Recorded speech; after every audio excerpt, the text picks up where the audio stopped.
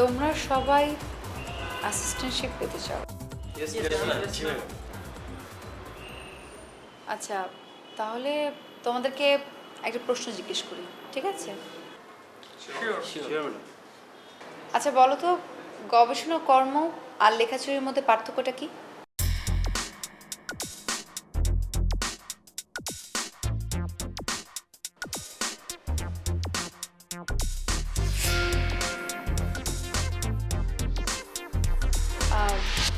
বাচ্চু, তুমি বলো।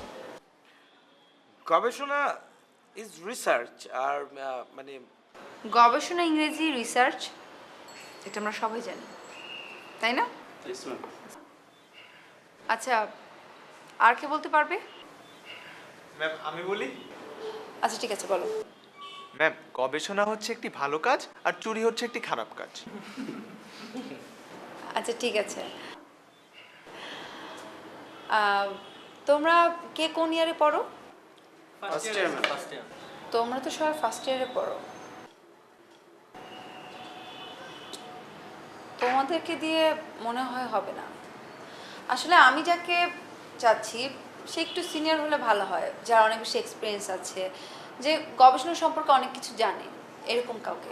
তাহলে মনে হয় ম্যাডাম কাজটা আমি করতে পারি, মানে আমি পারফেক্ট। আমি আসলে অনেক দিন ধরেই তো ভার্সিটিতে আছি, ওদের সবার থেকে আমি সিনিয়র, আর আমার তো এক্সপিরিয়েন্সও অনেক। আমার মনে হয় ম্যাডাম আমি আপনার সাথে থেকে কাজটা করতে পারবো। সিনিয়র, বাট আচ্ছা যাই হোক, পরে জানাবো, ঠিক আছে? ওকে, আজকে তাহলে এই পর্যন্তই, উঠি। ম্যাডাম এক্সকিউজ মি, আপনি যাওয়ার আগে যদি একটু গবেষণা আর মানে লেখাচুরির পার্থক্যটা বলে যেতেন তাহলে জেনে রাখতে পারতাম। ওকে, শোনো, কেউ যখন কোনো কিছু ঠিকঠাক জানিয়ে কারো লেখা কপি করে বা উদ্ধৃতি নেয়, সেটাকে বলা হয় গবেষণা।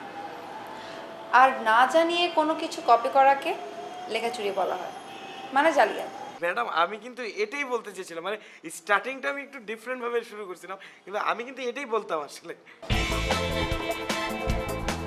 ভালো, ওকে, আসি তাহলে।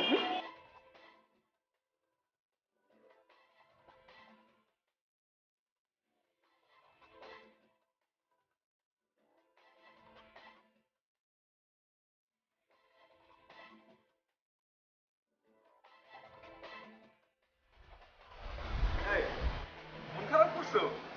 আরে মন খারাপ করো না, ফার্স্ট ক্লাস তো। আর স্যারের মাথায় একটু ক্র্যাক আছে বুঝছো, একদিন তো ঠিক হয়ে যাবে।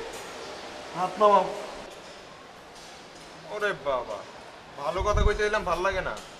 এতে গরম তেলে পেঁয়াজের মতো সেট করে উঠছো। আমার সাথে ইয়ার্কি ফেজলিমি করতেছো? আমি ইয়ার্কি ফেজলিমি একদম পছন্দ করি না। আর শাহজাহান স্যার আমার চিনি তাইছো না, আমি তাহলে খুব ভালো করে চিনি। হ্যাঁ, কেন শাহজাহান স্যার তোমার কি হয়? শ্বশুর। একদম মনুর সাথে পাট করতে যা ধরা দিচ্ছে, আবার দেখা যায় মনি শাহজাহান স্যারের কোনো না কোনো দিক দিয়ে পরিচিত। স্যারের পরিচিত নেই, ক্লাস দিতে। হ্যাঁ বাচ্চা বলা ভাই, কি কানা কষা করো আমার নিয়ে?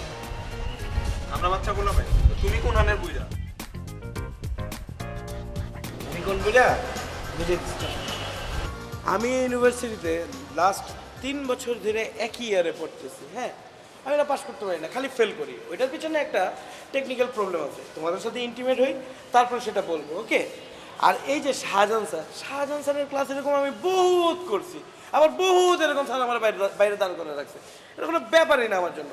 শাহজাহান স্যারের চেনানোর কোনো দরকার নেই আমাকে। হ্যাঁ, ভাই এটা আগে বলবেন না, তাহলে তো আর এত সমস্যা। সেটাই তো ভাই, এটা আগে বললেই তো হইতো। বলার সুযোগটা তো দিবা, সেটা তো দেও নাই। আচ্ছা এখন আমি বলি, তোমরা একটু শুনো। জি ভাই।